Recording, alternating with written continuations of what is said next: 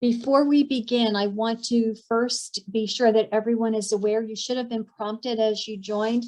This session is being recorded, and by participating, you agree that you won't save, record, share, or post any information from this session without prior permission from the Dachshund Club of America's Breeder Education Committee.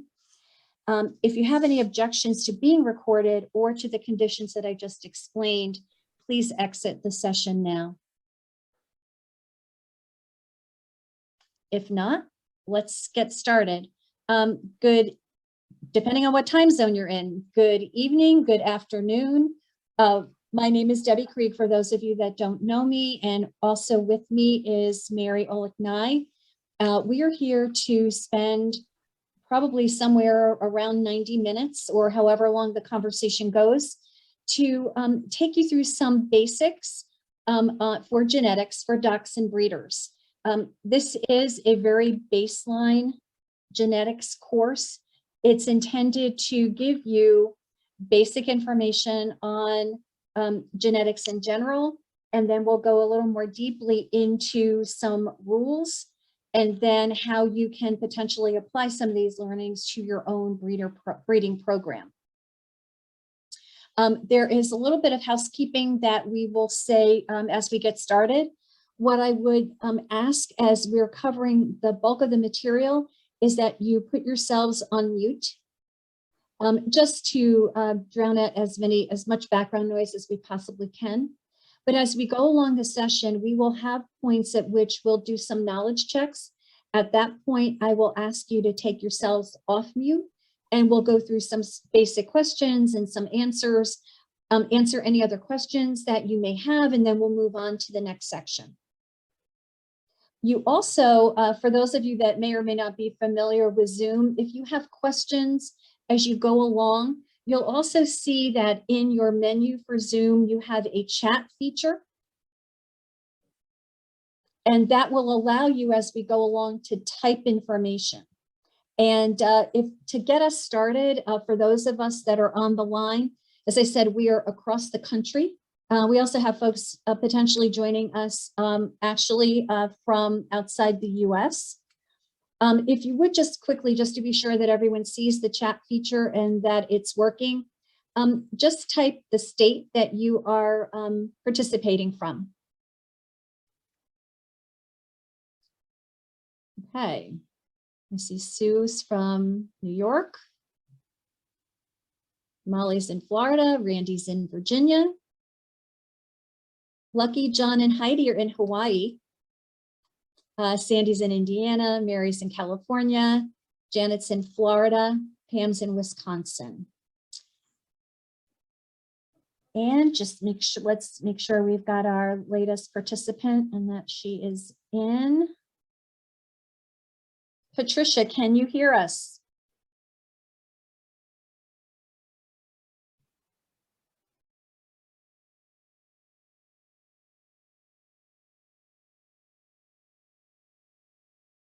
Let's see.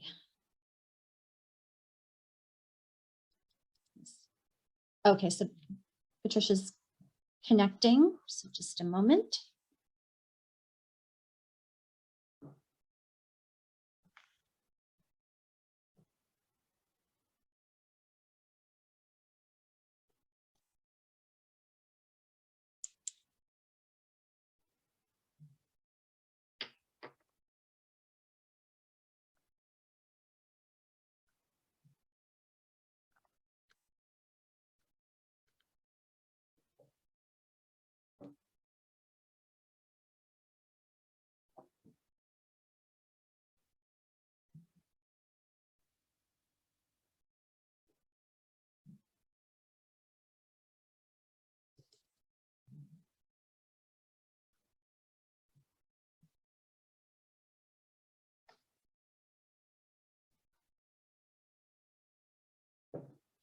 Okay. All right, so let's just get started. As we had said, what we're going to try to do today is to review some basic genetics principles, just give everyone a good baseline. We'll spend a little bit of time also talking about dominant and recessive traits and how understanding what they are and how they work, and how you can then apply that to your breeding decisions. We'll also then talk about various breeding systems, the pros and cons of each, how the genetics come to play as you consider those systems and which to use, and then how to potentially apply all of these tools in your own individual breeding programs by walking through a case study that I had distributed to everyone when the original invite for this call was sent.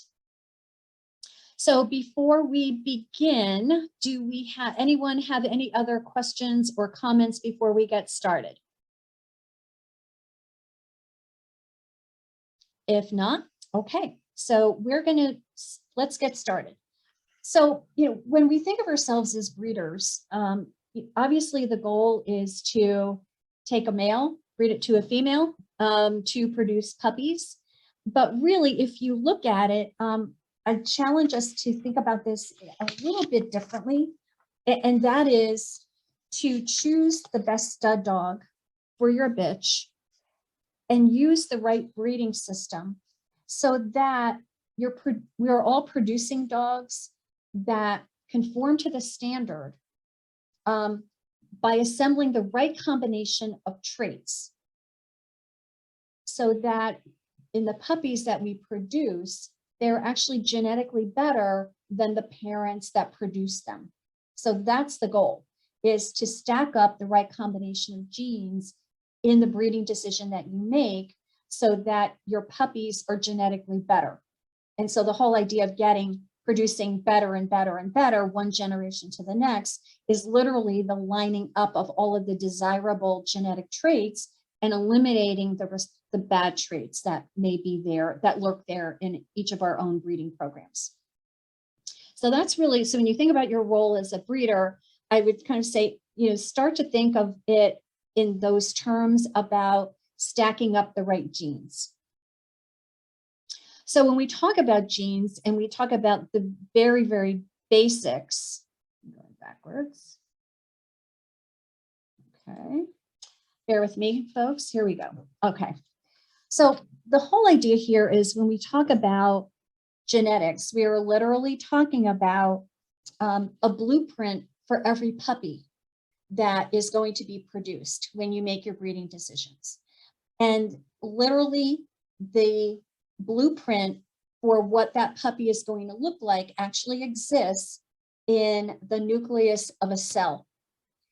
And in that cell, there's a series of rod-like structures that are called chromosomes that contain series of DNA. And it's that combination that you put together between a dog and a bitch that actually produce what the outcome puppy will look like.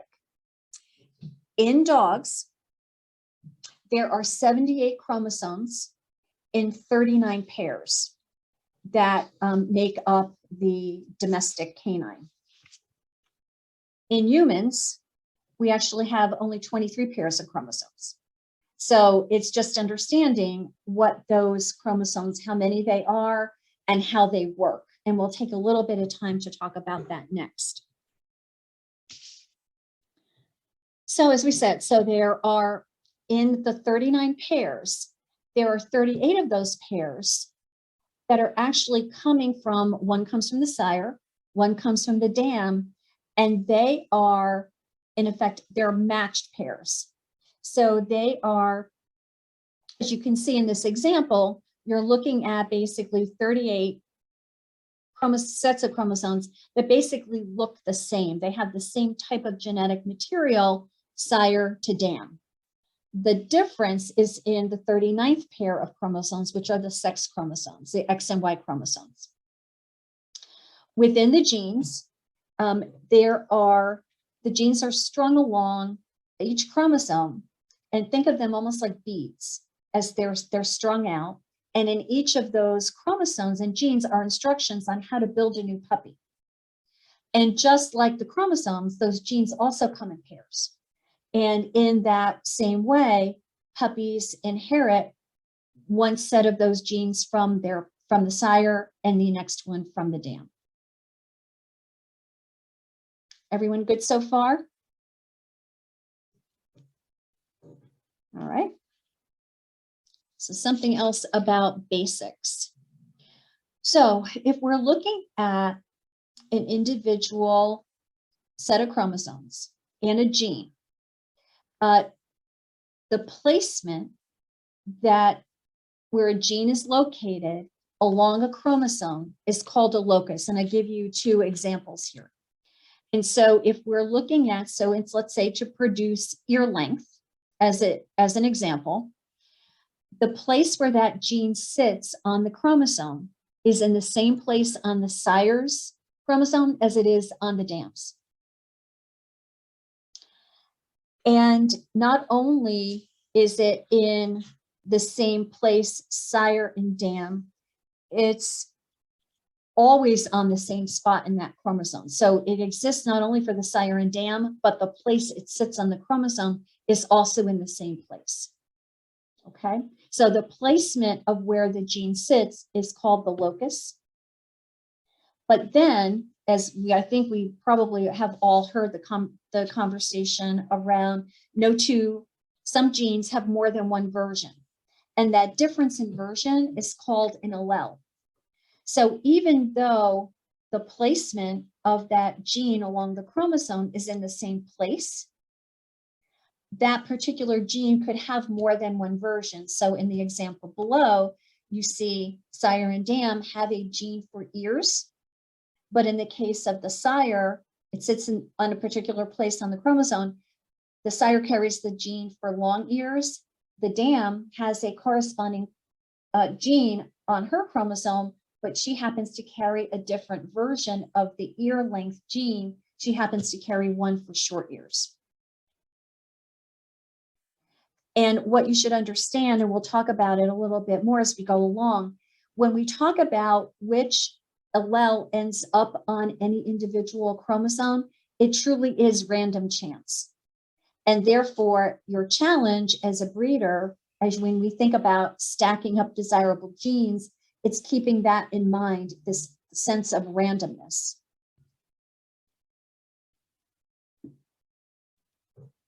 Okay.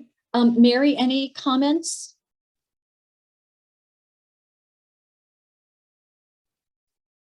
Okay. No, that was very succinct. I always call dog breeding genetic roulette because there are so many variations you can get. Right. Totally agree. And I think our challenges, and we'll talk about this whole idea when we say stacking the genes, it's this, concentrating and trying to, as best we can, line up the genes that we know a little bit more, that have more clear rules for inheritance, to try to stack up, to have some degree of predictability, because as we'll cover in a little while, there's a lot still about genetics and dog breeding that is much more random and a little more difficult for us to control. Okay. All right, so let's move on. If we can, now let's see, my computer has frozen. Just bear with me. Sorry about this, guys. It's not cooperating here. Okay. All right, so when we talk about how this concept of everything comes from an individual cell, and how do we get from a cell structure to actually produce real puppies. So let's talk about, there's two ways, when we talk about cells, there's two ways that cells divide. The first way that they divide is through a process that's called mitosis. And think of this as a way that, think of your, I'm going to say, typical body cells. So everything from skin, body tissue, organs. There's a process by which cells replicate and divide that will allow for the healing of injuries and the growth of a puppy into an adult dog. And so in this process, and so this I think is probably easy for everyone to understand, within the parent cell, the chromosomes organize in the nucleus, as we covered initially, of the parent cell. And during that process, the DNA of that original cell actually duplicates. And so for a period of time, instead of the 39 pairs of chromosomes, you actually get 78 of them. And when you get to that set of 78 chromosomes, then the cell goes through a division process that actually realigns those 78 chromosomes back into two separate sets, identical sets of 39 chromosome pairs, as you see in the middle diagram. Then, because it's literally replicated itself, it then goes into a process by which it divides. And the resulting output is two new cells with the same set of chromosomes that are identical to the original parent cell. Right? And so when you think about it, this is what you would want to, if you had an injury to skin, you would want that skin to repair itself by the body producing more cells identically like the cells that had been damaged. Or in the case of, growth of a puppy, we need more skin cells. We need more body tissue cells as the dog grows. And so this process is the way in which the dog's body develops. Does that make sense? Mm-hmm. Okay. Now, so that's straightforward. Now we're going to talk about the idea of chance. So now in this case, so the process we talked about applies to all cells in the body, except for the sex cells. So when we say sex cells, we mean a sperm cell in a dog, and we mean an egg cell in a bitch. And unlike the first process we covered, in which you end up with the identical cells replicated over time, in the sex cells, it works differently to a point. So what is similar in meiosis, which is this process, the DNA duplicates as it did in the other process. So we go from 39 pairs of chromosomes to 78. But instead of the rest of the process following through to produce identical chromosomes at the end, there are small pieces of the chromosomes that break off from and reattach to another chromosome. And so this is a concept that's called crossing over. So rather than identical chromosomes and genes being exchanged, pieces are attaching on to a different chromosome. And then those 78 pairs will split into 39 pairs. But in this case now, instead of having the identical combinations of chromosomes, now they're slightly different. And then those cells go on to split again. So now you have, in this case, we're using the example of a sperm cell.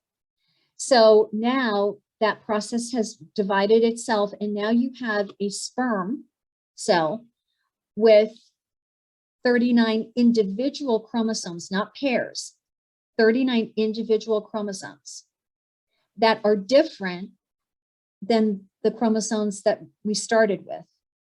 And then when combined with an egg that has gone through its own similar process that we've talked about this, you've now formed 39 new pairs of chromosomes.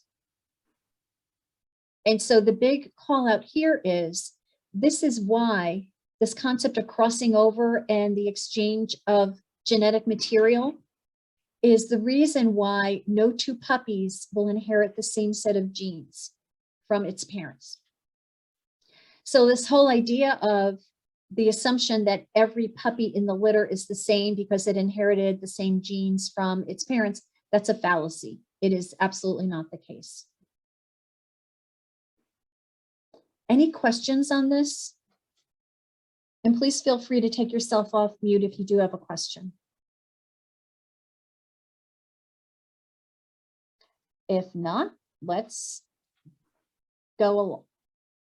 We are just having, okay. So the last concept, the basic concept that we wanted to cover tonight is this concept of genotype and phenotype. So sometimes, if you as a breeder may think that you're talking, someone says, what breeding system do you use? And some folks say, well, I line breed, or someone says I inbreed. Someone will say I breed phenotype to phenotype. Just be sure that we're really understanding what that means. So genotype is literally the genetic makeup of that dog or puppy. So having gone through this process that we just described, it's how did the genes align to then line up and create an individual dog or puppy. The phenotype is the physical appearance and traits that came from that lining up of genes. So even when someone is saying that they breed to phenotype, they are actually the underlying driver of what they're seeing in the dog's phenotype are the genetics that drive that dog. So even if you are breeding to phenotype, you are still making decisions around the lining up of genes. Okay. All right, so let's move on to a very quick, gosh, I have a very sensitive mouse tonight. Let's do a quick knowledge check. Let's, everyone, if you would please take yourselves off mute. And we're going to just try to do these. These should be, I believe, simple one answer questions. And feel free to just speak up as we go. So first, true or false, there are 37 pairs of chromosomes that are in the cell nucleus of a dog. True or false? False. False, that's correct. And how many are there? 39. Great. Okay. Next question. How much of a puppy's genes come from each parent? Yeah. Did I hear half? 50%. Right, 50-50. Okay. And the place that a chromosome sits, the place on the chromosome where a specific gene is located is called what? Locus. Locus. The locus, right? Okay. And a gene that has more than one version is called what? Well, An allele, right? Okay. True or false? Mitosis is the process by which most body cells divide, true. True. right? That's true. And then the other process that is by which the sex cells divide is called what? Meals. Meiosis. Meiosis, right? Okay. And then the concept, true or false, crossing over is why puppies in a litter have the exact genes from their same genes from their parents. False. All right, that's false, right? So crossing over is why they are not identical. Okay. And then the last one, true or false, the way a puppy looks is called its phenotype. True. And that's true. Okay. All right. So let's move on. So we're going to spend a little bit of time talking about some basic rules. So we covered the very high level mechanics, but now we're going to cover some things that become a little more applicable and useful to all of us as we go through managing our breeding programs. So the first one is, male or female, who controls what? And so because the male has either an X or a Y chromosome, and the female only has X chromosomes, when those sex cells combine, if a particular puppy inherits the X chromosome from the male and the female, it will be a female. If the male contributes its Y chromosome and the female contributes the X, which is the only one she has, that puppy will be a male. So the basic rule here is the male is going to determine the puppy's sex, and the female will determine the litter size, and we'll talk about that in a while as well. Okay, so that's rule number one. So can't blame the bitch if you wanted a litter of bitches and all you got was dogs. You have to blame the stud dog. Is this also random? Randy, random in terms of which chromosome the male is going to pass? Yes, Yes. totally random. So in other words, you can't look at a male who has produced plenty of females in a litter and expect that the next time you breed him, you might also expect a good number of females, if any. No, that is an interesting question. It's funny you say that. I'm actually wondering that about one of my own dogs. In his first litter, he produced more females than males. A brand new litter on the ground by someone, and again, more females than males. So it will be interesting to see if that is a trend in the future. But you know, by the general laws of genetics, it should be random.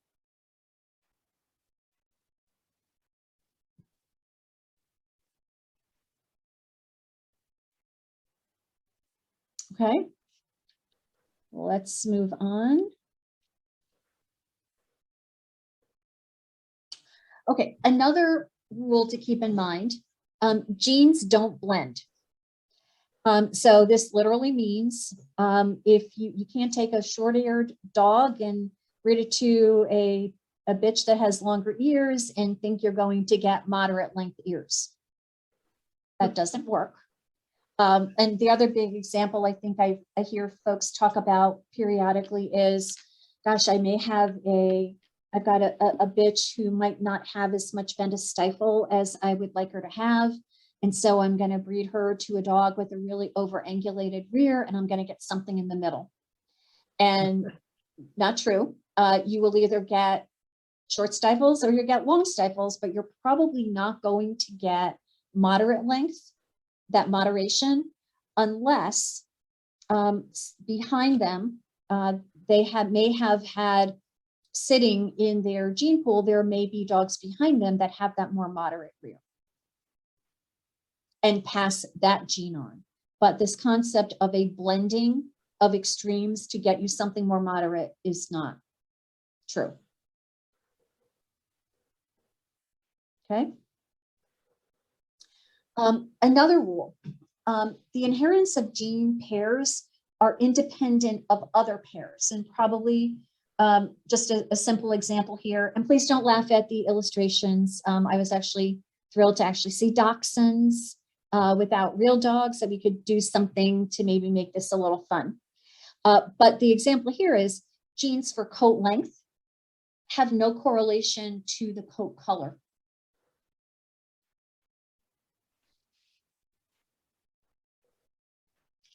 And you can think of any other, again, other examples that one gene pair does not have any dependency on another gene pair.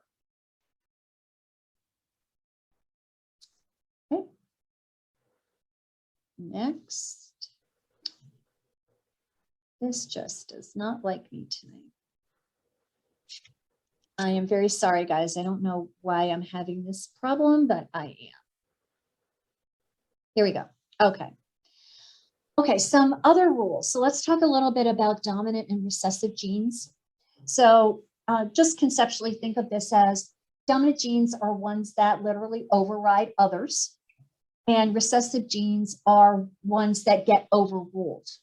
And the important thing to remember about a dominant gene is that it will affect the phenotype, i.e. how the puppy looks, even if only one is present on the chromosome pair. Right? So if a dominant gene is there, it will be what is expressed. Meaning I could have a dominant gene and I could have a recessive gene, and the dominant gene is going to always override that recessive gene for that particular trait. But the recessive gene only works and i.e. comes out in the phenotype if there are two of them present on that chromosome pair.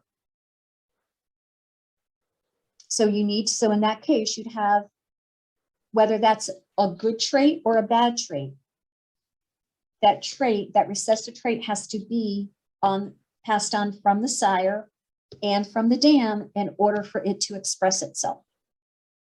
But always important to remember, particularly with undesirable traits that are recessive or believed to be recessive, even if that gene is not expressed, that trait is not expressed, the gene can remain hidden for generations before it may one day hook up with its corresponding pair on its mate, and that trait comes out. And that rule applies to not only an undesirable trait, but can also apply to desirable traits too, and we can get to that in a bit. But this whole idea of just because you don't see it, just always remember it could still be there when you're dealing with a gene pair that is carrying that dominant gene as well as that recessive gene. Even if it's not expressed, it's still lingering in the background. Okay, so another basic rule. Let's talk about homozygous versus heterozygous. And simply what it just means when a dog has a pair of genes, whether they're a dominant pair or a recessive pair, when they have the same gene, both are dominant or both are recessive, that dog is homozygous for that particular trait. And all that dog can do is pass on that gene to a puppy.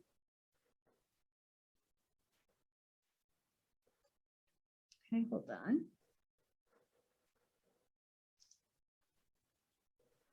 But when the dog has a gene pair that's different, meaning one is dominant and one is recessive, it can randomly pass either one onto the puppy.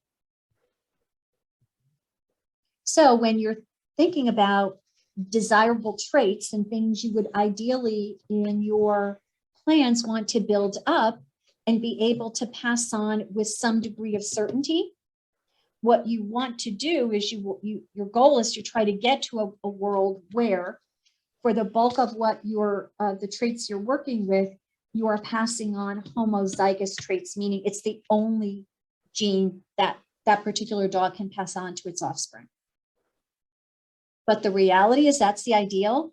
The reality is that what most of us deal with is that we are dealing often with this concept of heterozygous traits, meaning we are passing on one or the other.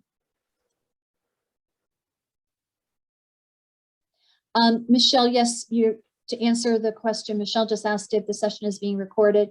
Yes, it is being recorded.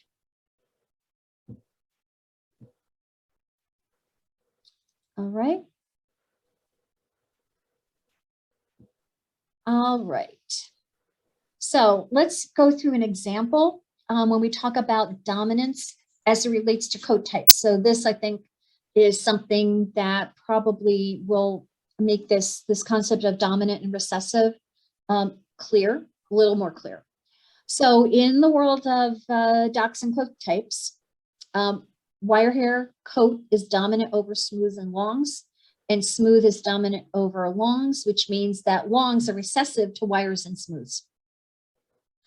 So what that means is, as a quick example, a wire bred to a wire is always going to produce a wire.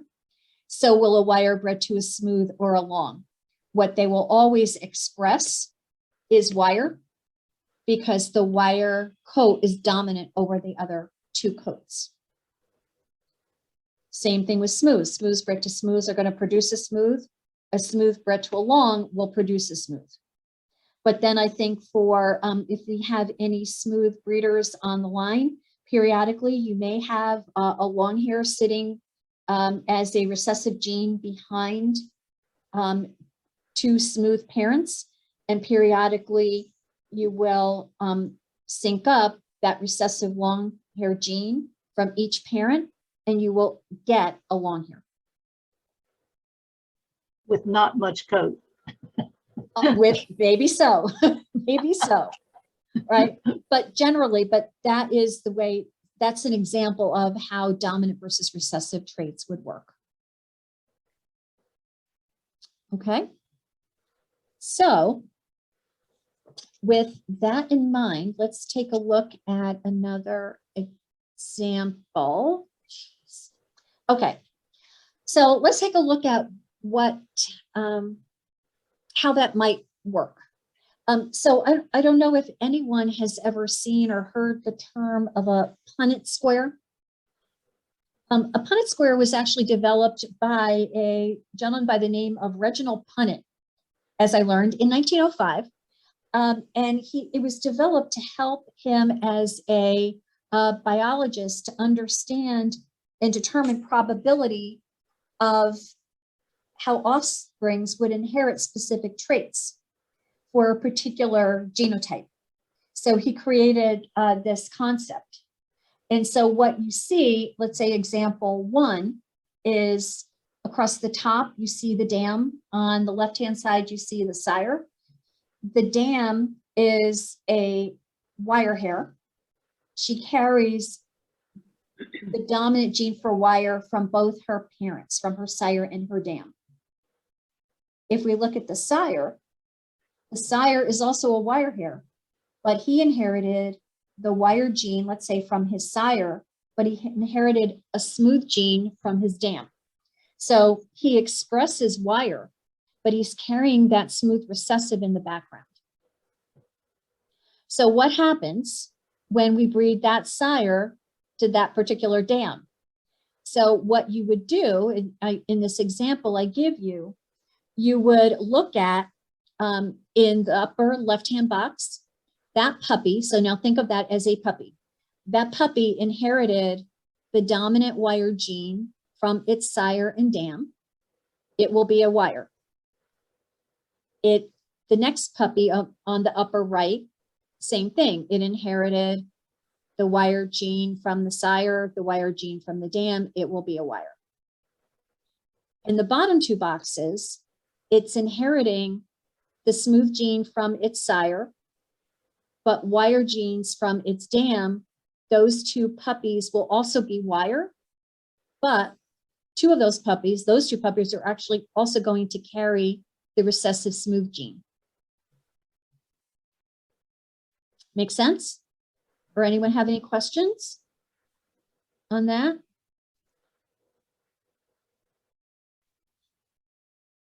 Okay, so let's take a look at another example. So the second example, this time we are talking about a smooth dam. She carries the smooth gene. She carries also the long hair recessive gene. And the sire, same thing. He is a smooth because he carries the smooth gene and the recessive long gene. But now when we make up those pairings, you'll look to see in the in the top 2 rows, the puppy in the upper left will be smooth, but carry the recessive long gene. The puppy in the upper right will actually be a long hair because it inherited the recessive long gene from both parents. Bottom left, that puppy will be smooth. I'm going to say pure smooth. It inherited the smooth gene from both parents. And the bottom right puppy will be smooth, but will again carry that recessive long hair gene.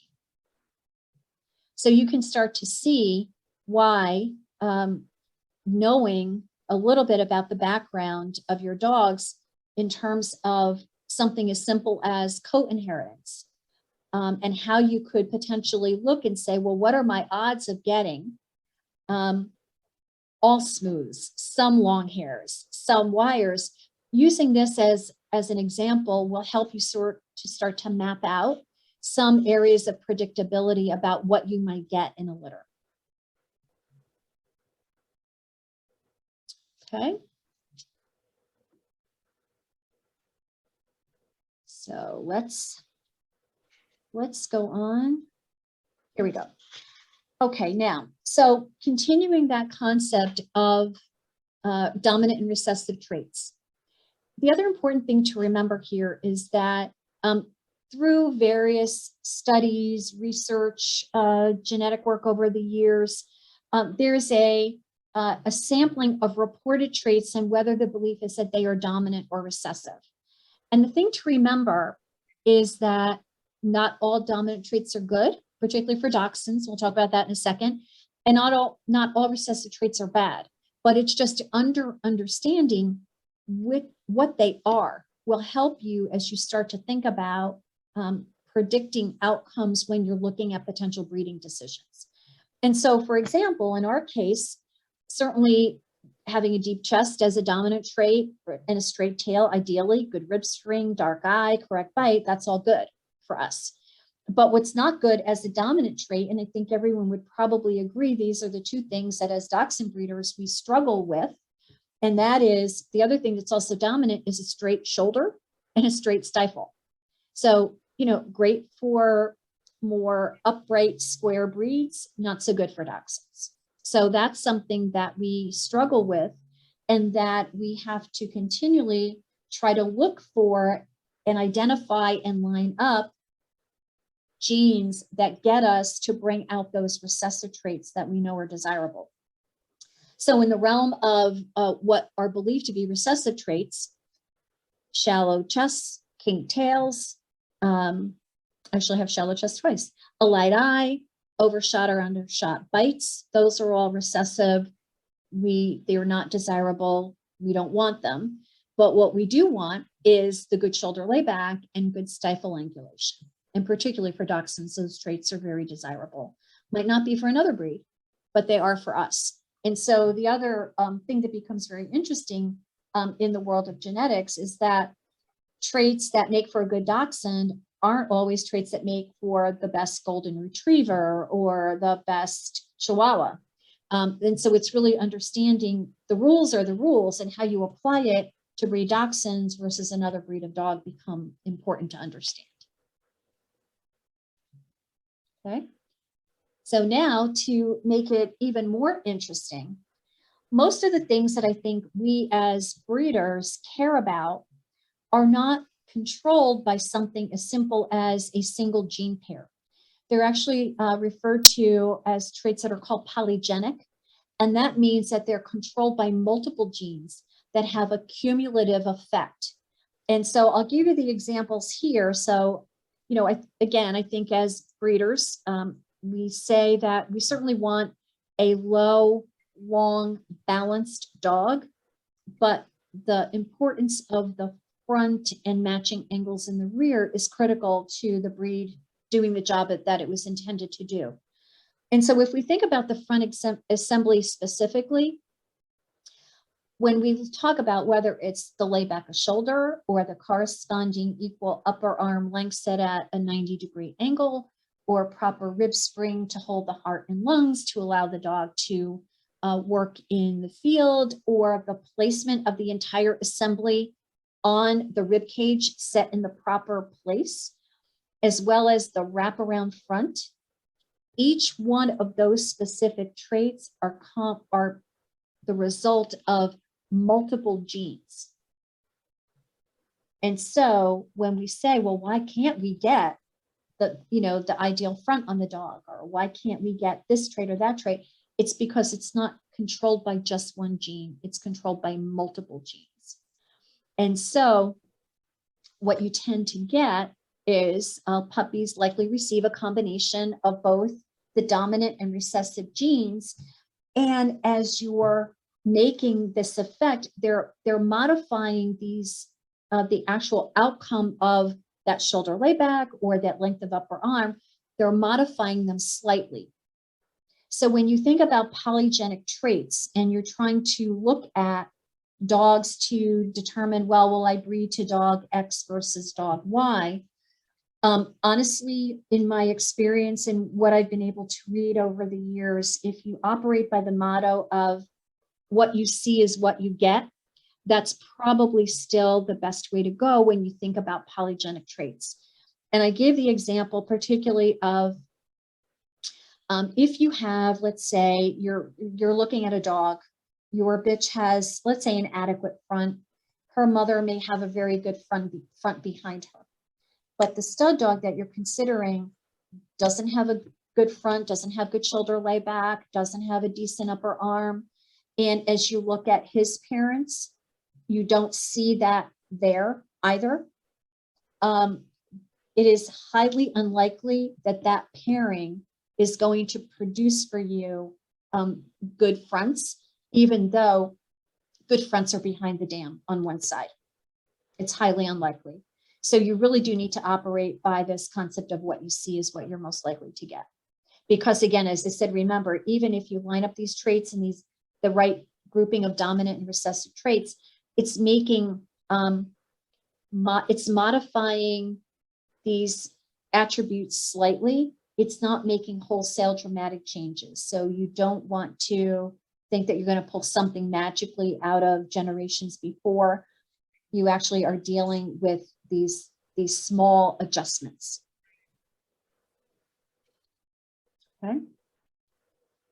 So here's an example. So what I tried to do here was to show you, if I took 3 of those attributes that we were just talking about, whether it's good shoulder layback and good upper arm, which we believe based on research to be controlled by genes that are recessive in nature, as well as good rib spring, which is dominant. What I tried to do here is to say, well, let's come up with some hypotheticals, again, using the concept of dominant and recessive. Here you have the sire that's with the shoulder layback. Even though he doesn't express it, he carried it behind him, along with the dam who has it. If you ran those same scenarios, the puppy inherits 1 dominant gene, but 3 recessive genes for that good trait of good shoulder layback. So would likely have good shoulders. Same thing in the next example of a good upper arm, good length of upper arm. The puppy has inherited, again, remember there's multiple genes that's creating a good upper arm, and I'm giving you 2 examples, but it's inherited 3 recessive genes for good upper arm and only 1 dominant gene for a less than ideal upper arm. It would likely to express a good upper arm. And then the same thing for good rib spring, right? It's inheriting 2 of each, but because good rib spring is dominant, it would likely have good rib spring as well. So this is, again, the example of, do not think about, this is an example of, do not think that you could, go back deeply into a pedigree and try to pull up genes that would suddenly make some of these desirable recessive traits to appear, because it would be highly unlikely.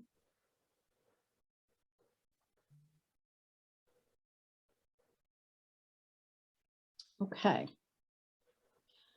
All right, let's take ourselves off mute and do a quick knowledge check.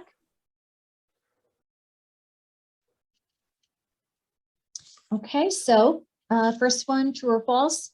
The best way to get that moderate stifle is to breed a dog with a short stifle to a bitch with an exaggerated stifle. True or false? False. Okay, great. True or false? Gene pairs are independent of each other.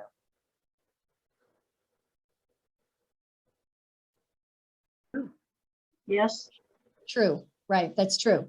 Remember we said genes for coat color do not have any impact on genes for coat length, as an example. Okay, so the gene, what do we call the genes that override other genes? Dominant. Dominant. Okay, they're dominant. And true or false, recessive genes always remain hidden. No. False. Right. False. They will come out, good or bad, if they're paired up with a corresponding recessive gene from the other parent. Okay. And so what do we mean when a gene is heterozygous?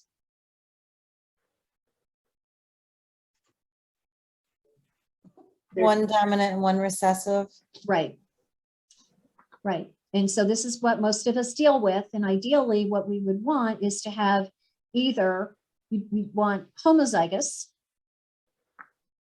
for all the good traits and homozygous for all the good dominant traits and all the good recessive traits. And that would make our ideal dachshund. But the reality is most of us are dealing with heterozygous traits.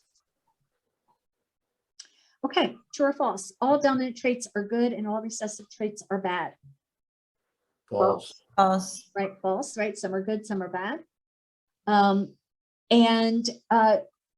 What do we call a trait controlled by multiple genes? Polygenic. Right, okay. And then the last question, only a few traits are controlled by polygenic genes. I have no idea.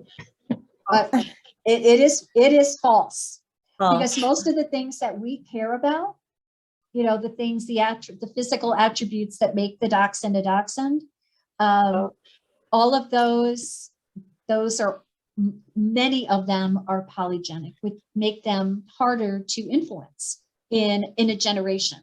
So, you know, think of examples of someone will say, well, you know, I can fix a head in a generation, right? I can make a prettier head, or I can darken the eye, or, you know, some simple traits. But, you know, who has fixed a front in a generation? Right? And everyone's laughing, right? But that's exactly what we mean here, right? It is just because of the way the polygenic traits operate, they make these small modifying steps, generation to generation. It takes time. So you have to be really smart when you're making your breeding decisions as you try to fix these particular traits, especially fronts. All right. Okay, let's do this. Okay, if you all have a chance to take a look at grab a piece of paper. Now it's going to be a quick test. So let's kind of check your use of a Punnett square. So let's talk about eyes. So if you assume that dark eyes are a dominant trait, what are the possible outcomes for puppies produced by this particular sire and dam? So take a minute or two and fill in the box.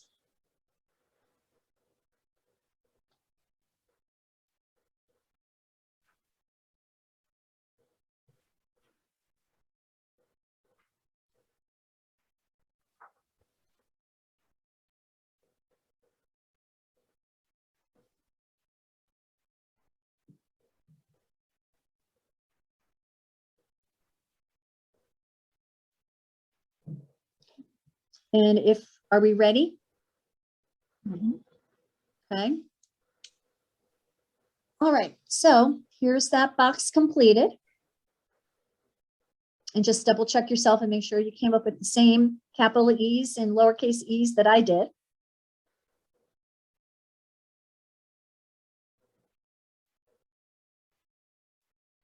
And the question here, 2 questions. How many of the puppies in this litter will have dark eyes? 3, Right, 3 will have dark eyes. And how many of these puppies will be homozygous for that trait? 1, 1. Just 1. Okay. All right.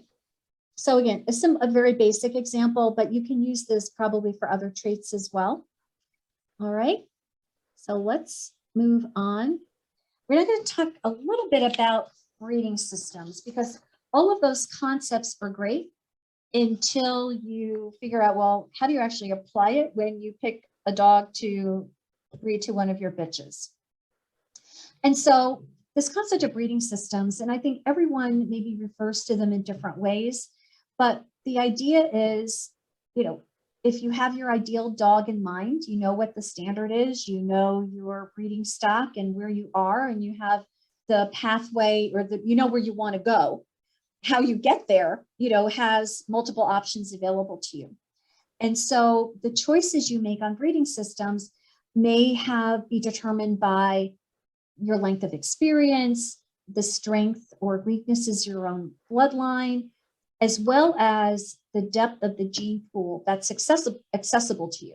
So we'll talk about gene pools in just a second, because it's kind of an interesting dilemma, I think, that we may be getting in dachshunds. So let's cover the first concept. So we talk about the dachshund gene pool. If we look at it from a registry perspective, when you think about the AKC stud book, it's actually a closed gene pool, meaning that every current dog that we have and any future one that we breed and register can only descend from dogs that are already in the stud book. Okay, makes sense to everybody? And so because the stud book is closed, the gene pool starts to shrink over time as we as breeders look at the dogs we're producing and deciding which stay in as breeding stock candidates, as well as those we choose to eliminate. Right, so we are consciously, we and every other AKC breeder, we are consciously shrinking our gene pools over time. And what that means then is that the number of genes that are left for us to work with, good ones and potentially bad ones, start concentrating within the remaining population of AKC registered dogs, which means that we end up with less and less diversity. Now, when we talk about like trying to line up genes as well, we have to also at the same time think about genetic diversity as a way for overall health. I don't want to get into a health discussion, particularly with this initial session. We'd be happy to come back and look to do something in the future if you all have interest. But this whole idea of making sure that we are making good decisions, that we are not unnecessarily eliminating breeding stock and genes from our gene pool, because you can get to a point where you are eliminating so much and you're excluding for one reason or another, that all of those recessive traits that we were talking about in the past, the tighter your gene pool gets, the more likely you are to bubble up those recessive traits, some of which can be undesirable. And so we have, as breeders, we have a responsibility to make good conscious breeding decisions, and at the same time, be sure that we're doing what we can to try to maintain a healthy gene pool. And there's two ways for us to think about doing that as US breeders. When we have a litter of puppies, and let's say, operate by the principle, in any litter, there's only one best, right? Based on my understanding of the standard and whether I think that puppy is worthy of moving and breeding on, is it better than its parents, et cetera, et cetera. But there may also be puppies that maybe just fall a little bit short because it may be strong in one area, maybe it's got a weakness, and it made it less than ideal. I think we should all challenge ourselves to be sure that we're really doing our due diligence before we eliminate those kinds of dogs from the gene pool. Because let's say that dog, maybe the dog you're eliminating maybe it's not the best dog overall balanced, but maybe it has a good shoulder layback, or maybe it has good ribbing and keel, but it may be lacking in other areas. It's be cautious to not throw out the baby with the bathwater, and that by doing that, you're just continuing to shrink and shrink your available gene pool, not only for yourself, but if we're going to survive as breeders of dachshunds, we all need to work together better to be sure that we're sharing appropriately and we're helping to preserve the breed, not just preserving our own individual breeding program. The second way I would really encourage everybody to, again, to think, not that it's the right solution for everybody, but as we said, the stud book is closed unless we also introduce dogs and new genetic material from other registries. And certainly there are processes by which AKC will allow new dogs to be added to the registry. So that's another opportunity that we have, and we should be thinking as we go along, how are we achieving our goals, and at the same time, we're maintaining a healthy gene pool, and we're not shrinking the gene pools to such a degree that we're creating lots and lots of problems in it as well. And there are certainly breeds that, because of the overall number of their population and decisions along the way, that there have been some really serious issues that have bubbled up that, become almost impossible to get around. And, I think as dachshund breeders, I think are in slightly better shape, but if we're not cautious, we could end up in similar problems. I'll speak, for example, for standard wire hairs. I would say, as I think Liz was able to join us and get back on again, and Patricia's on the line. I would say, we could probably identify, 2 or 3 standard wire hair dachshunds that are probably in literally every standard wire pedigree in the US. And that's good to a point, but when those genes pile up and pile up and pile up and pile up, that's when you can potentially run into problems, because you're surfacing things that have, you've not maintained enough diversity. And I'm sure the same issue can apply to the other coats and sizes as well. So just something that we're always trying to be very conscious of.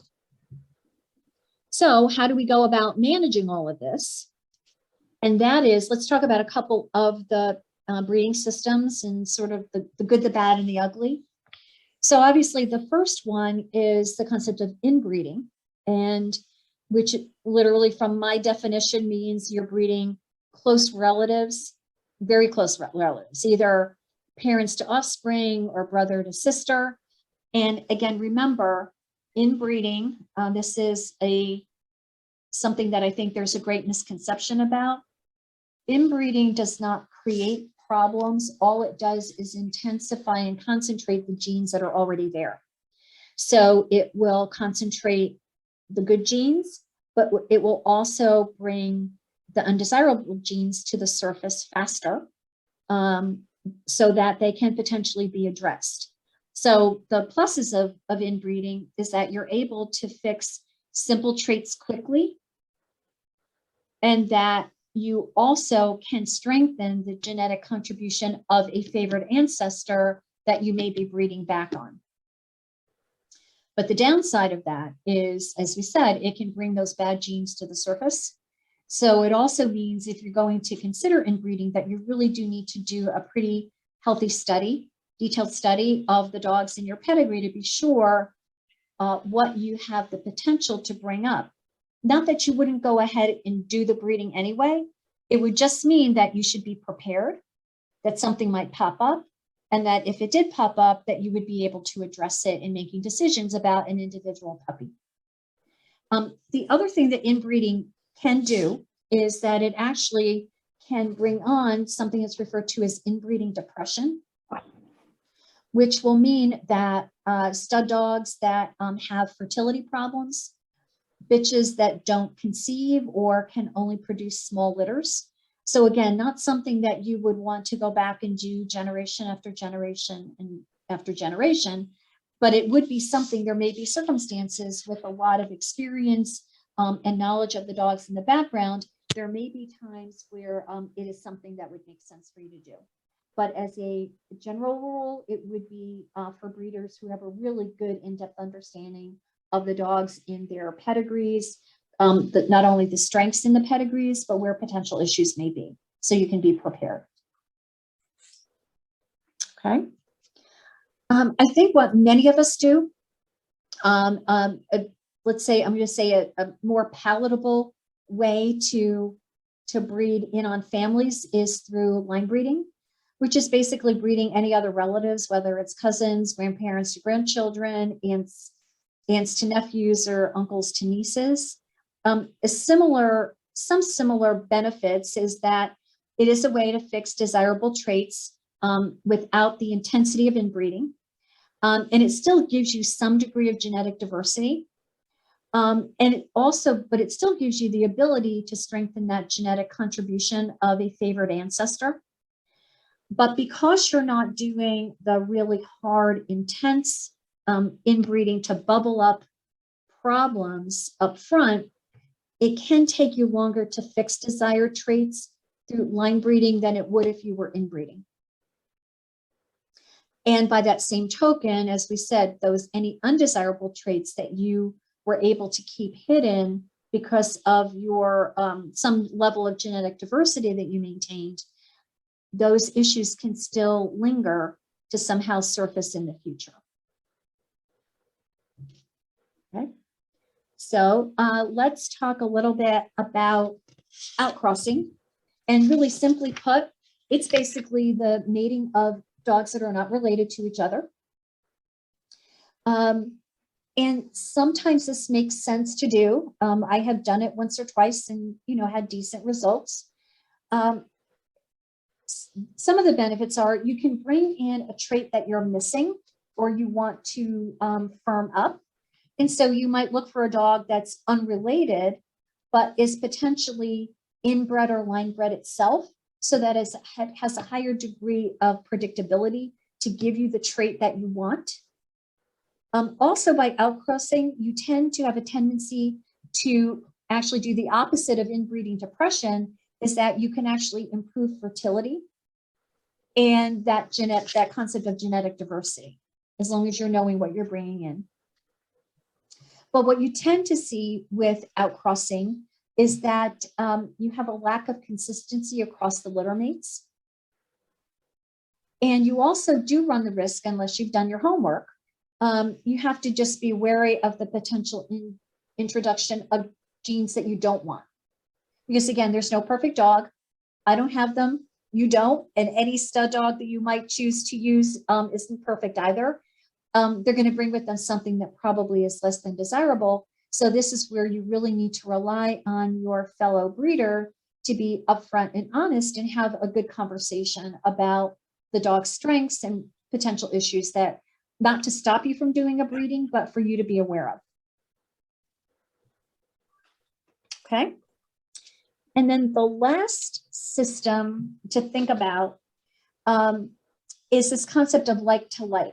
So outbreeding with a little bit more phenotype resemblance is the way I would describe it. So by doing this, if your goal is to achieve a specific look, breeding a dog that is similar in type to your bitch, you can improve that concept of the dogs maybe looking more like each other.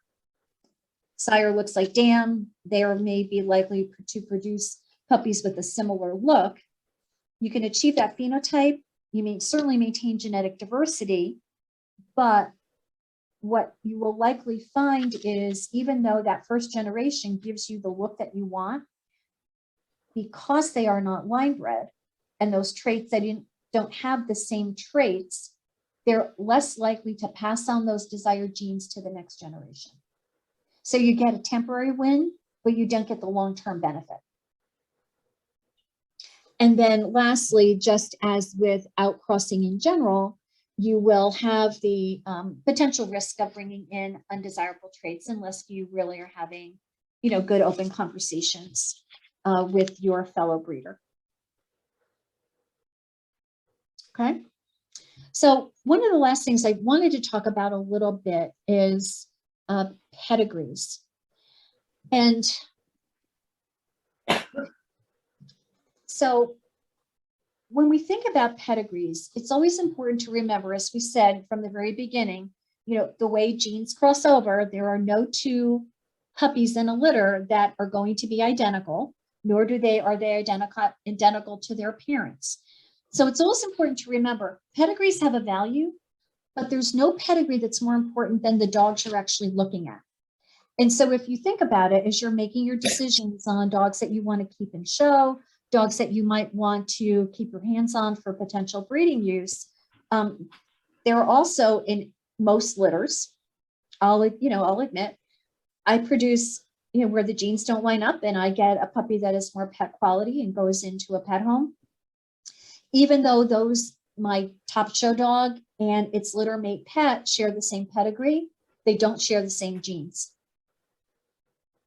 And so you can't look at a pedigree alone or think that by breeding to the convenient brother of an ideal dog that happens to be 10 minutes away from you is going to give you the same outcome as breeding to the desired dog.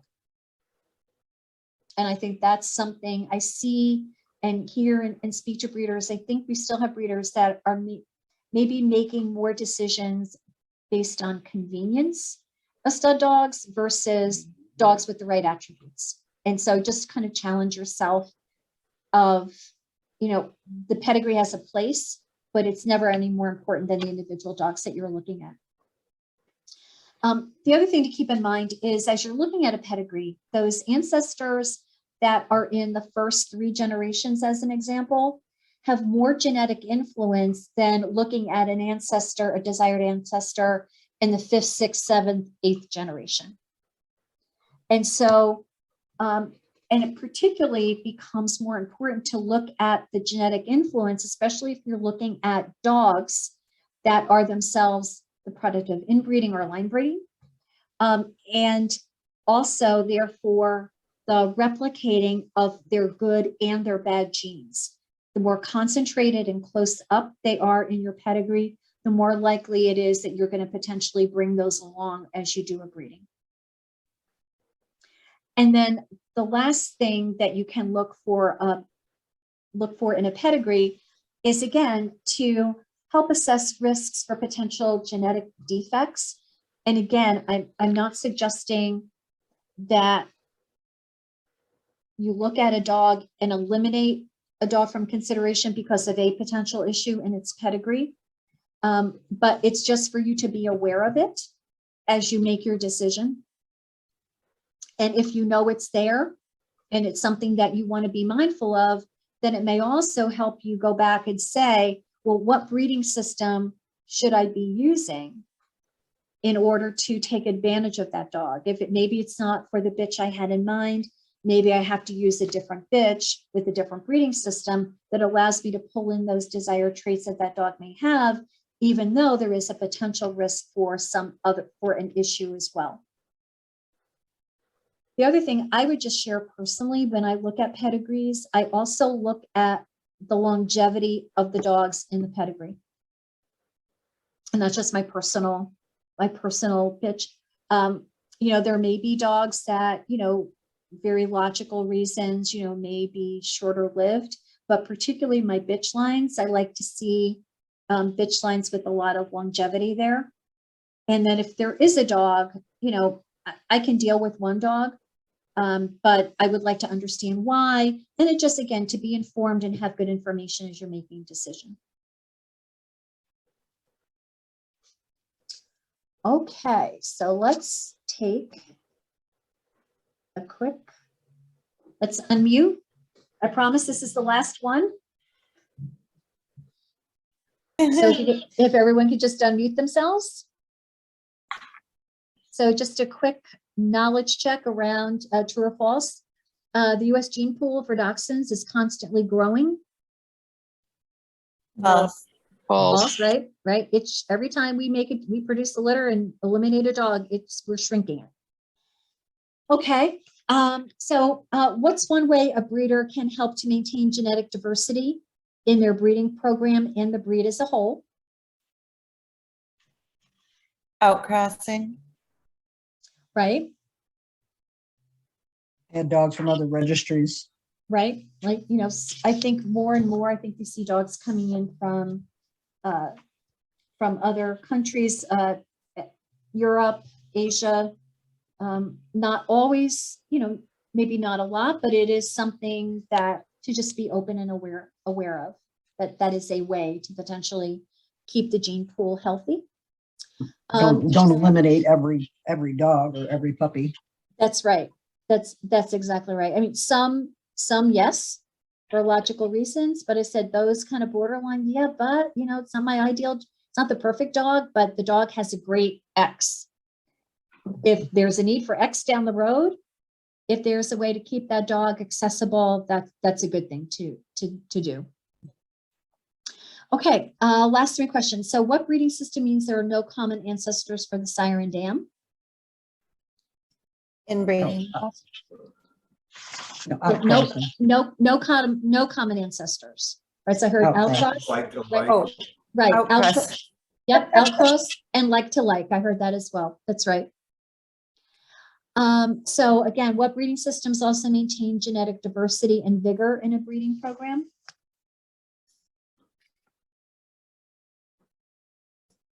Complete outcross. Right? Like to like again. And like to like, which is also just another version of outcrossing. And then true or false, when planning a breeding, the pedigrees are as important as the dog itself. False. False, right? It plays a role, but never more important than the actual dogs. Okay, so let's do a quick check on this. Well, maybe. Here we go. Okay. Here is a pedigree. And take a quick look.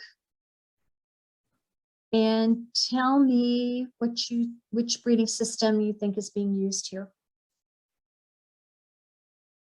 Looks like an outcross. Anybody else?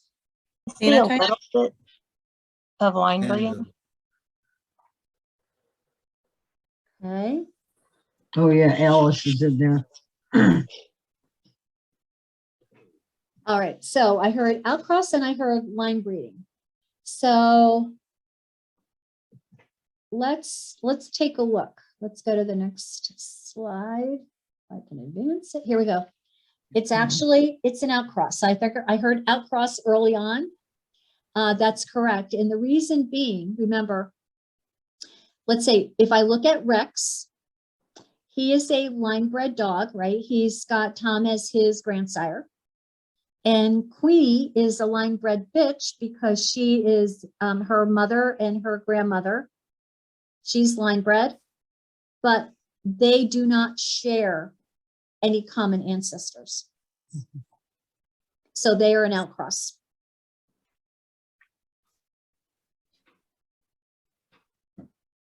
And I would tell you that I think that's, it is a common misunderstanding that this is not a line breeding.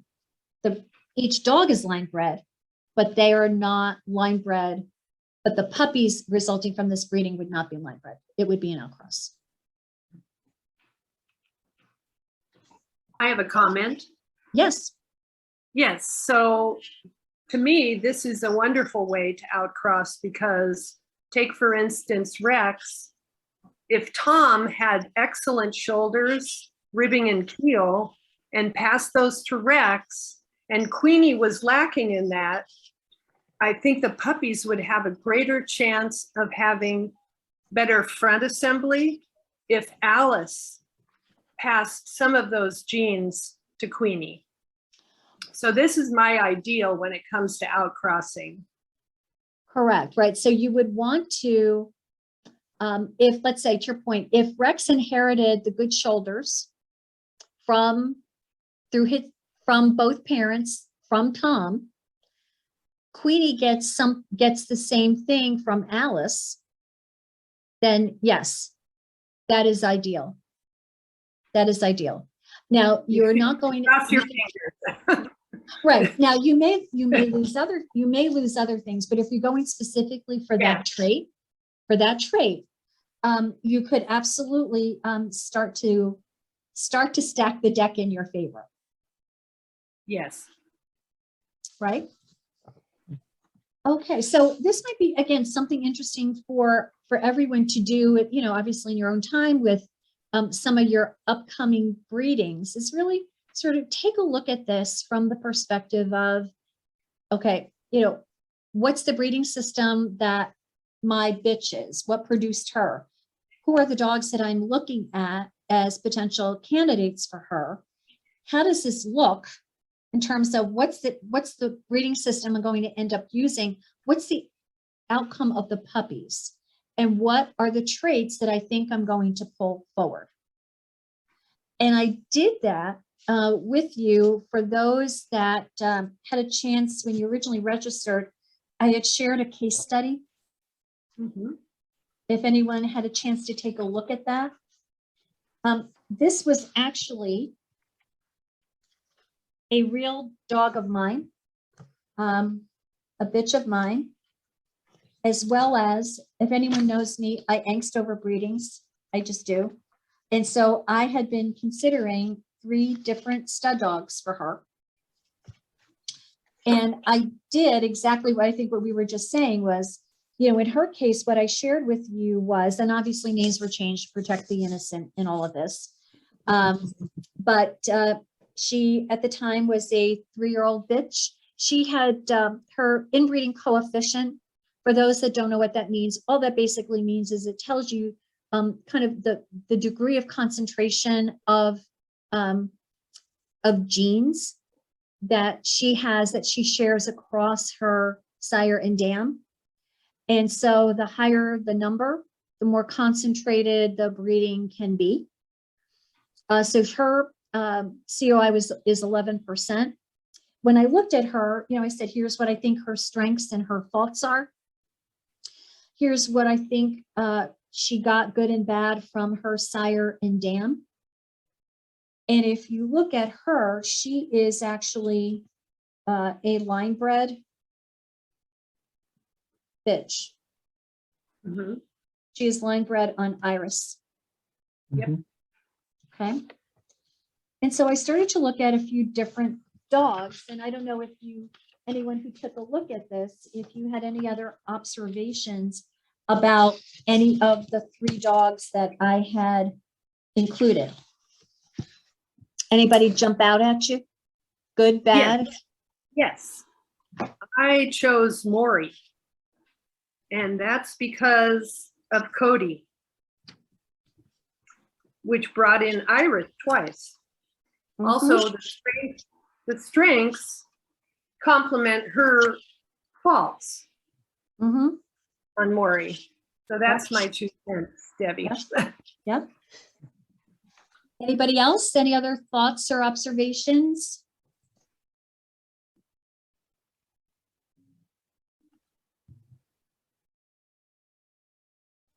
And I will tell you, I didn't angst too much about this one. I actually did breed her to Maury. So applause. And for those reasons, again, and it was just a matter of, and particularly think about it, if you understand again how those traits work and how they get pulled forward, right? So she had his sire has a good front assembly and placement. That's what she needed. He passed it on to Maury. It helped her. And then what was behind her in her own dam, which was a good front assembly and placement, also came out in several of the puppies. And so what we ended up with, again, was another line bred dog, Mhm. or a line bred litter. Now, I could have, the other dog I had, again, seriously considered was actually Victor, who was the sire of Maury. I actually thought about going to the sire as well, but that dog would have been pretty much, and he himself is an outcross, and would have pretty much been an outcross for her. Mhm. Right? So I would have potentially picked up some of the traits that I wanted, but I would not have gotten any sense of consistency. So because this was her first breeding, I wanted a line breeder first. Seriously, I'm waiting for her to come in season now to be bred again. I might try the sire. And what's the longevity on the sire? The sire, he's now gone. He lived to 16. Is So that he's Cody? been for 16 years? He lived for 16 years. Was that Cody you're talking about?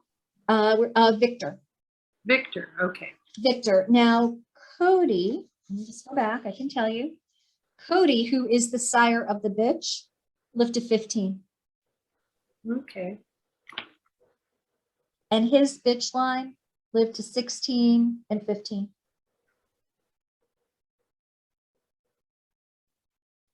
Which for the most part, Is that one of the main reasons that people look at the sire of a dog that they really like? I'm thinking about a stud dog that I have that I think is probably the best dog I've ever bred. And people are interested in his sire, who is 8 and still looks like $1 million and is still out in the show ring doing well. So I was just wondering if that was possibly what they're thinking. you know, I would also tell you, Randy, it's something that you've heard. I don't know how much of it is maybe proven in fact, or it's just believed if the stud dog goes around, breed to the stud dog. But I would say, and it could very well be, so someone is just, hearing that that's a practice that everyone says to do. But again, that only makes sense if the younger dog is in effect passed on all the desirable traits, received all the desirable traits from the sire. Right. Right? Does that make sense? Mhm. And so, as an example, if the younger dog is better than the sire, has got desirable traits from its mother, breeding to the sire isn't going to get you all those same traits. No. So that's where, again, it goes back to you being approached as a stud dog owner to say, well, here's what I think you got from the sire, but these other things that you like in this young dog, he didn't get from the sire, he actually got from his dam. So in that case, the person might be better off breeding to the younger dog. Mhm. I'm sorry, Debbie, but I have to go. I Okay, have a thank dog you. that needs me. Thank you. Thanks so much. Thank you so much. All right, so again, just something like this case study, it really does. Do you all do something like this today for your dogs, or do you see the potential benefit of doing something like this with your dogs? I think it has tremendous benefit. Yeah, I would just encourage you, if you have an upcoming breeding, it's really kind of take a look and really now having maybe a better sense of how some of these traits are passed along, what's dominant, what's recessive, what's polygenic, and what's a little bit more straightforward, to really take a look at your stud dog options and give you that better sense of predictability. And I think, as Mary had said it from the very beginning, it's still a little bit of a roulette. You don't know exactly where all of this is going to fall, but at the same time, you can over time start to stack up genes more to your favor. And I think it's as equally important as understanding what you can work and concentrate with. But I also think, again, going back and really making sure that there's an awareness of what is not true, what you don't get, like this concept of the concept that genes do not blend. And so that you don't deal with extremes and try to get something in the middle. I think I have those, a question. yeah. So I have a problem with feet. Now, would you consider that more of the polygenic, or what you see is what you get? Like, because it is in that whole frontline assembly. Yeah, that is a great question. I'd open it up to the group. I have certainly found if I've had feet that were like less than desirable, I found if I bred that bitch to a dog with good feet, for the most part, I got better feet. So it wasn't so much of a Oh, I'm so sorry. I have some with good feet, nice, tight, little feet, Mhm. and then I have some that are more splayed out. Mhm. So I'm just curious, like, obviously this is something I'm trying to handle. Right, right. Yeah, I would say though, probably in those cases, obviously, I think it's easier, I'm going to say my experience, I think it's easier to fix feet than it is to try to correct shoulder placement or length of upper arm. And by just simply breeding, what you see is what you get. I wouldn't breed a splayed foot to a splayed foot because you'd probably just get more splayed feet. Correct. Okay. Thank you. Mhm.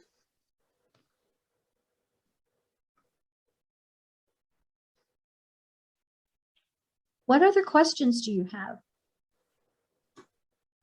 I was just thinking about the polygenic traits, and I'm trying to kind of,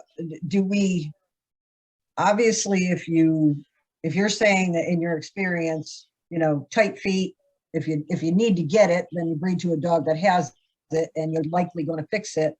That probably means that that's not a polygenic trait. Whereas, right. Mhm. and so do we know the polygenic traits only through trial and error, through history, through what you've bred in the past, and that, oh well, this is what I see happening, so I'm pretty sure that's not a polygenic trait versus. Yeah, and that's a great point. I think the way I would probably describe it is, think about the polygenic traits are, if you think of the Dachshund as a breed, right? It's a man-made breed, right? If you compare Dachshunds to basically almost any other breed, it's nothing. Its proportions are different. It's a dwarf. It's angles, and so it's taken time and this constant modification of lining up the right genes to get to these man-made angles that are the hallmark of the breed. And so those types of attributes are what are the more polygenic traits that take this very subtle generation over generation over generation, the modification of genes over time, as opposed to something more simple, like whether it's eye color or it's feet, or it's, frankly, I think I'll use the example often. I think fixing a rear is easier done. In my experience, correcting a rear is easier done than modifying all the different components that go into creating a correct Dachshund front. I'd agree with that. And so so the other thing I would kind of add to the polygenic list, not only all the pieces of front assembly, but also part of that, think about ribbing and keel as well, because that's actually connected to the whole concept of placement of the front assembly on the body. Right. That's also, that impacts keel and ribbing. And so that's like another component. Okay, I was just curious because that's kind of what's carrying the frontline assembly. Right. If it was in that formula, basically. Sure. Yeah, exactly. So if you think of it, if the front assembly is placed too far forward, not set properly, everything, including the rib cage, is also set forward, which means that you're going to have a more shallow keel and shorter ribs, and therefore a longer horn. Right. Well, And to just kind of add to that whole, the ribbing and keel and stuff, we were just having a conversation about this yesterday, and we look at the prosternum and having that really great front, but if you have that, then does it then translate to you have ribbing that's not polygenic in the sense that you only have so many ribs? They're the same on every, all the time. They're the same number of ribs. So it really just means that the ribs are either back further or further front, and that obviously what you had said moves everything else one way or the other. So the Right. keel and everything. So I don't know, at least logically, and that's how my mind works, is that, okay, you've got X number of ribs. If I want a really good front, and when you say front, you're not just meaning that prosternum that sticks out there and looks really nice and all that, but you're also talking about the layback and the shoulders and the Mhm. upper arm and everything else. So, Exactly. Yep. It's that's why I think the front is such a challenge, because it isn't just one thing. Right? It's got all Right. of these different components to it that make up for what it should be, what the standard calls for it to be. And so, one thing at a place affects the next part and the next part and the next part. right.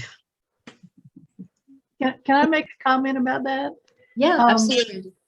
Yeah, so the other thing about this discussion on the prosternum and the ribbing and that whole, debate on, what produces what you want, I think you've also got to think about the spacing of the ribs and also the length of the bones, because all of that can be a very lovely,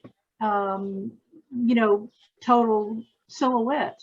You can still have the really gorgeous front and really beautiful ribbing. That's what I have on my dogs right now, knock on wood. I'm thrilled, trying to figure out how to keep it, with the next generation. But I have to think that it has to be because of those kinds of factors, because otherwise you're right, the whole thing would shift and you get, short ribbing underneath, which looks terrible, way out in front, which isn't balanced underneath. So it's got to be some combination of, length of bones, spread of ribs, Mhm. obviously there are, like you say, only so many ribs. Right. Right. And so, as we said, the dogs we choose as breeders to breed and to select as an outcome of breedings, I'm going to say that's the art of being a breeder, right? Because it's, reading the standard and understanding it and looking at what's in front of us and interpreting as best we can those dogs that most get us to achieving our ideal vision of what that standard actually represents, right? That's our challenge. That's the artistic side of it. But what actually enables that to happen are these mechanics of genetics. Right. And so that's the challenge. When we say dog breeding is art and science, it truly is. And I think, over time as breeders, we develop the eye for it. And what I'm hoping we're able to do through a session like this and others, if there's future interest in, carrying on this topic of genetics, we'd be happy to work on those things. And it's really to help us more and better understand the science side of this and how we can work with those genes as part of our breeding decisions and to help us achieve our goals better as we move forward. And just a quick question on the Punnett square there. Can you effectively use that with these polygenic traits, or is it pretty much just a straight dominant recessive? Well, I will tell you, I use Punnett squares if I look at certain attributes. Let's say if I wanted to really, maybe tighten up my shoulders, I will use Punnett squares pretty much from the perspective of saying, let's say I look at a dam. How are her mother's shoulders? How are the sire's shoulders? Same thing for the stud dog. Do they have it? What did they get behind it? I can still use it a little bit to help me get some indication of what I might get. So for example, if I had bad shoulders behind both parents, I'm not going to get good shoulders. Right. Right. But if I have good shoulders behind, the dam has good shoulders. She got good shoulders from her mother. Same thing from the sire. I won't get it in every puppy, but I could get it in some puppies. Right. And I just use that Punnett square to just give me a predictability. So I'm not now Right. trying to look at individual genes. I'm looking at the trait as a whole. And the percentage of Right. what your chances are of Right. getting it. Exactly. Which is the same for, long ears and short ears. I mean, Right. Right. coats and stuff like that. It's all a percentage, because Right. you may not get 2 of each, but you might, your chances of getting Right. 25%. And again, or 50%. exactly right. And remember, we talked about the randomness of how these genes combine. And so the Right, Punnett right. square gives you that, kind of this hypothetical. You could get 2 of these and 1 of these and 1 of those. But the reality is you could get 4 puppies all with the Right. same attributes, just because of the Right. way the genes lined up. Right. It's the same as your X and your Y's. Right. You take it from somebody who has 5 daughters. You don't There you go. always get, they may say 50% chance every single time, but not in my case. Right. And again, it is just that randomness. And when you think about it, think of the millions of genes that the dogs have in those 78 chromosomes, and all of the combinations Right. that can result. I wonder why you keep doing it. Bound to get it right. Exactly. Some- We'll get it someday. right eventually. Yeah. Right? So that's really why looking at the dog that you're considering, as well as studying the pedigree and getting as much information as you can about the attributes, or the good features and the not so good features, is so important. Mhm. And at the end of the day, you have to make the final decision: is how much risk am I willing to take, or must I take, to correct something that is of concern, Right. and or to keep the features that you value so much. And that often is the challenge, Randy, right? Because I'm trying to bring in a desirable trait that I don't have. And at the same time, I don't want to lose the other good traits that I do have. Exactly. Right. Yeah. Yeah. And I think the other challenge I think I've seen is that you make that decision. Let's say you go with an outcross and you Yeah. are bringing in new traits. Let's say you bred to fix a rear, increase the bend, improve the bend to stifle. And now you get a litter of puppies that don't necessarily have the style that you wanted or that you're accustomed to. Or you have some puppies that have the style you want, but they don't have the bend of stifle that you want. And you have other puppies that don't have the style that you're accustomed to, but they've got the better rears. Keep the puppy with the better rear, because that's what you bred for. That's what you bred to improve, and go back and take that puppy and breed it back into your own bloodline. And so you reconnect and reestablish your type. Yep. But that's the other mistake I think that breeders make when if you're breeding for the outcross, you get something that's not familiar to you, you throw it away. You threw away the trait you were trying to bring in because it doesn't look like what you're used to. And so I think with all of this, it's a multi-generational process. It isn't like Randy, you said, you've had great success. You're producing consistently, and then it's like, how do you keep that going? Or are you willing to take a step, maybe not backwards, but do you take a step to the side to bring in a trait that you're missing in order to allow you to go forward? Yeah. How much, when you're looking at the inbreeding coefficients that you had, like 11% on most of these, what's too high? What is when is the risk too high to, I know that I mean, from everything I learned from years ago, and believe me, I say years ago, I'm only 20 years into this, which is like a baby compared to, you know, a lot of people. But you know, the grandfather, granddaughter, there's certain ones that they say, oh, you know, if you want to set the type, this is what you need to do. And I know it goes to everything that we've just talked about, but what is too close? What is too high? What is too, you know, you're losing diversity, but you're gaining your goal of setting the type or getting Mhm. that, you know, particular thing that you were trying to fix or. Yeah, that, you know, it's actually a great question. It's interesting. Honestly, it depends. I would say that answer, I think, varies with every breeder because it depends on, um, you know, number one, time, how much breeding you've done, what any individual line can withstand or not, as well as I think just the individual breeder's comfort level. I would tell you that there are very successful breeders who only outcross and they really just try to focus on like to like.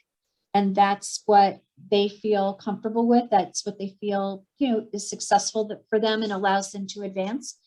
And then there are other breeders who feel very close, very passionately about either line breeding or inbreeding on a very, very consistent basis. And that seems to work fine for them.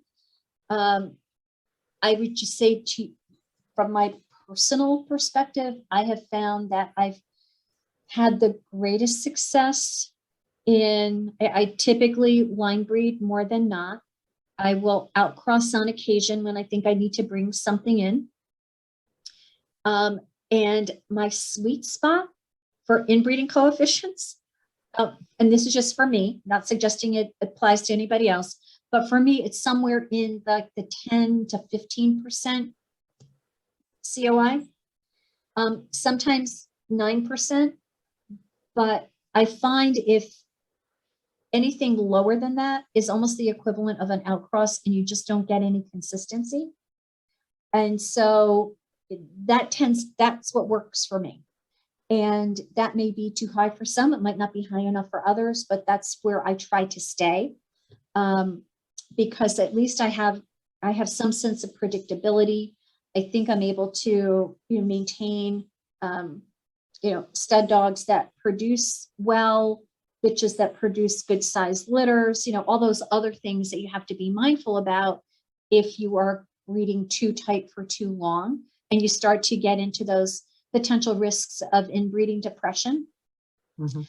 But I would also tell you, I think that breeders who breed who tightly line breed, who do inbreed on a fairly regular basis, I think those breeders are also willing to, and I'm going to use the word cull, and I don't mean it in its old-fashioned term, but at least to be able to, you know, make tough decisions about, you know, what they're getting, and that they're not, they're addressing if something undesirable comes up, you know, they're willing to make those tough decisions about dogs. Yeah. And so, but I think, but it's, everybody has to look at it a different way. You know, I have a friend who does predominantly, you know, outcrossed and was very successful.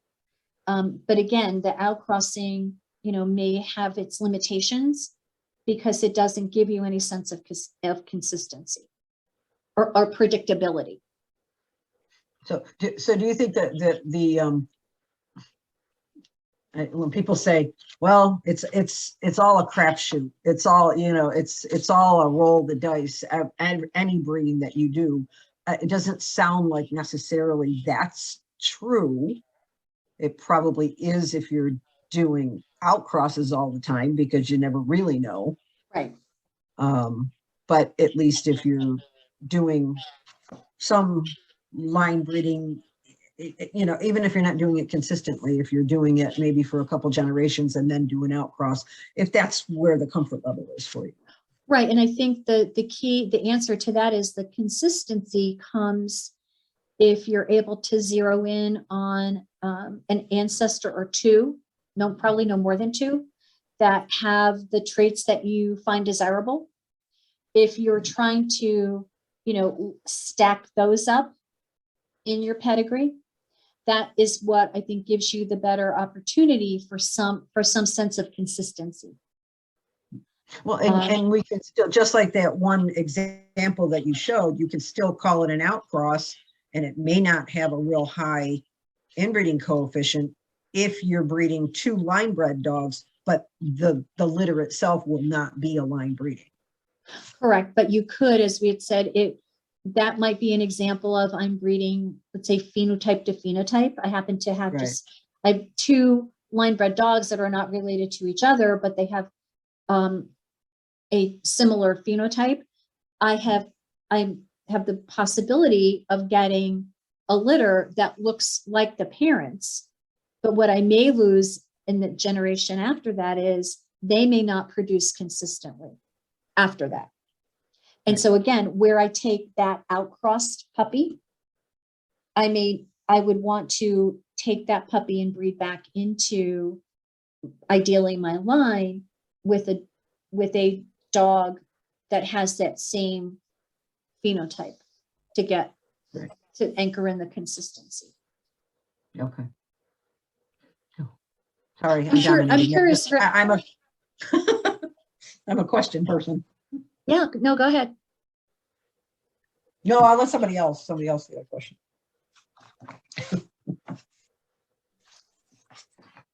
Ashley, Mary, I Randy, have a question. yes. When you are determining the COI, how many Mhm. generations are you looking at? The pedigree database that I work with will go back 8 generations. Okay.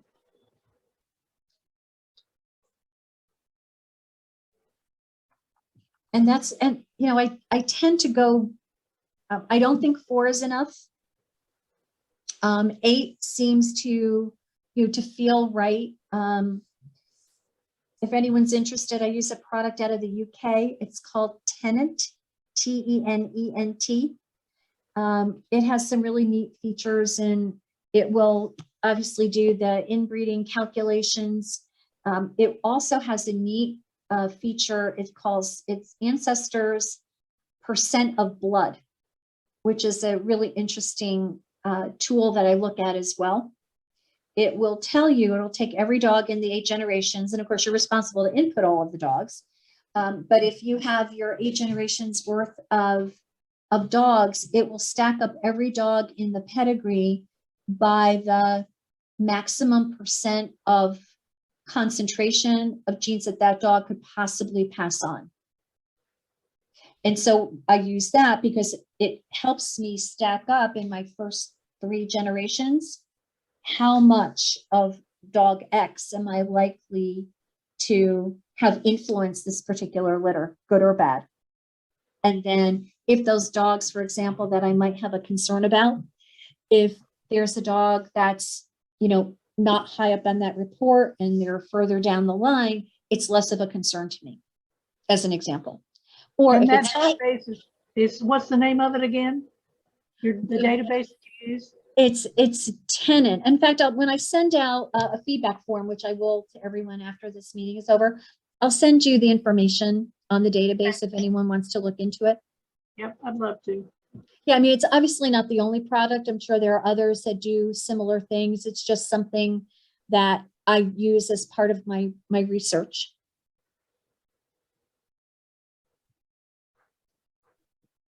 Do we have any other questions?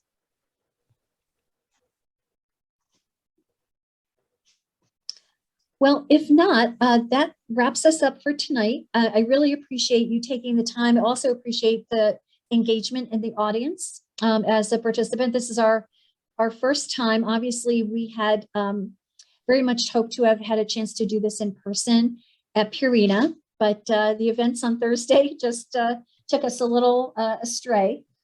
So we apologize for that, but appreciate so many of you joining back in tonight. We are recording this.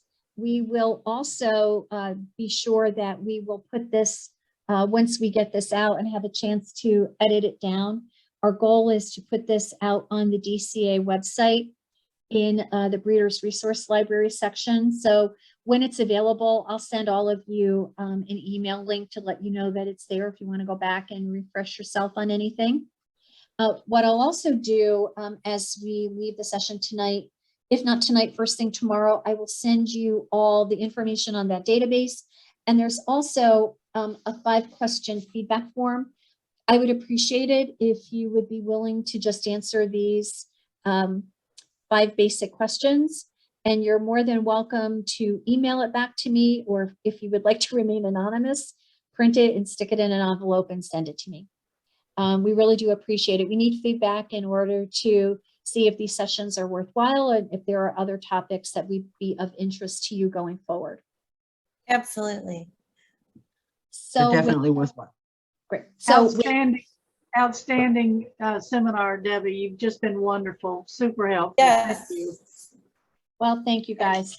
So You had mentioned earlier the, like, more of the health part of the genetics as well.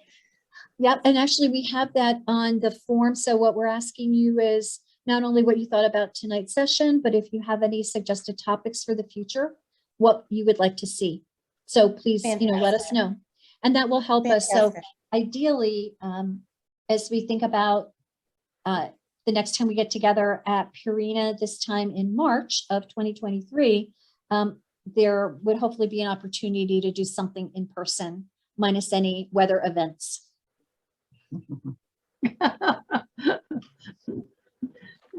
But that was so Um, much fun. Oh, well, I don't know. Maybe not my description of fun. We survived. That was the most Joking. important Yeah, thing. let's skip the tornado next time. Exactly. Sitting in a Right on. stairwell with all the dogs is so much fun. Yeah. All Well, right, I, for everybody. one, am glad that it happened like this because I wouldn't have been there. So Oh, okay. Yeah. All right. I'm Well- glad that it got postponed. Well, thanks so much for joining. Hope you all have a great rest of your Saturday and your Sunday tomorrow. And said, just be on the lookout for an email from me with some of the additional information. And thanks for your time tonight. Thank you. Thank Thanks. you. Bye-bye. Bye. Bye-bye.